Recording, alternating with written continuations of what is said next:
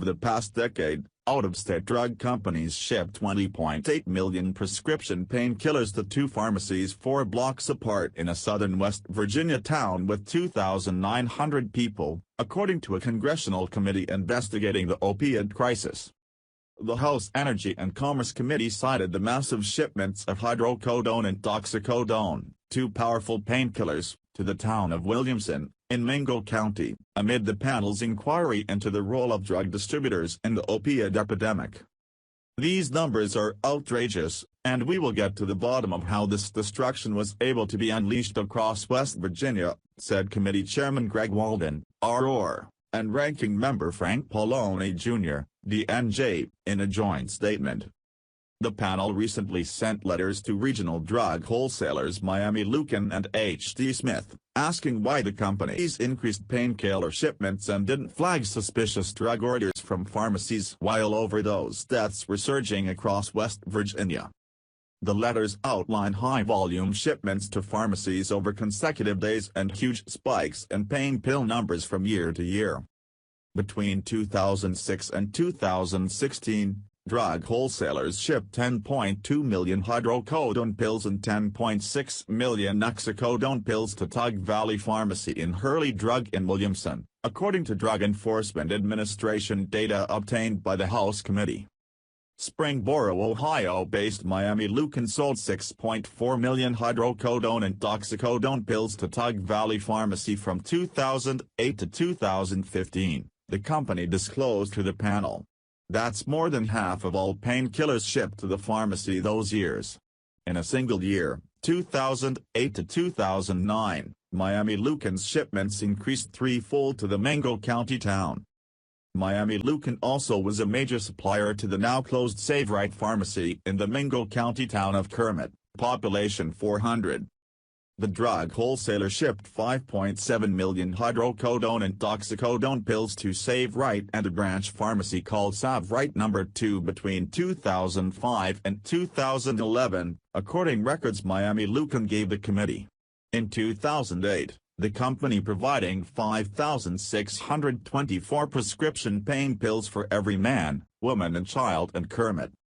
In its letters, the panel also raised questions about Miami Lucan's shipments to West Side Pharmacy in Oceana, Wyoming County. The committee cited documents that show a Miami Lucan employee reported a Virginia doctor, who operated a pain clinic located 2 hours from Oceana, was sending his patients to West Side Pharmacy, which filled the prescriptions. In 2015, more than 40% of the oxycodone prescriptions filled by West Side Pharmacy in Oceana were coming from the Virginia doctor, according to the committee's letter.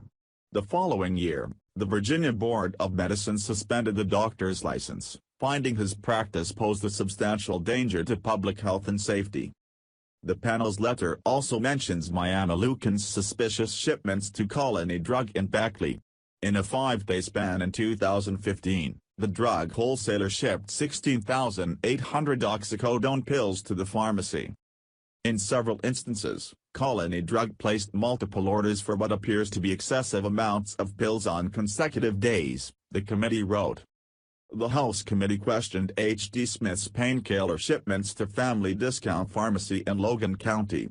The drug shipper distributed 3,000 hydrocodone tablets a day to the pharmacy in 2008, a tenfold increase in sales from the previous year, according to the committee's letter.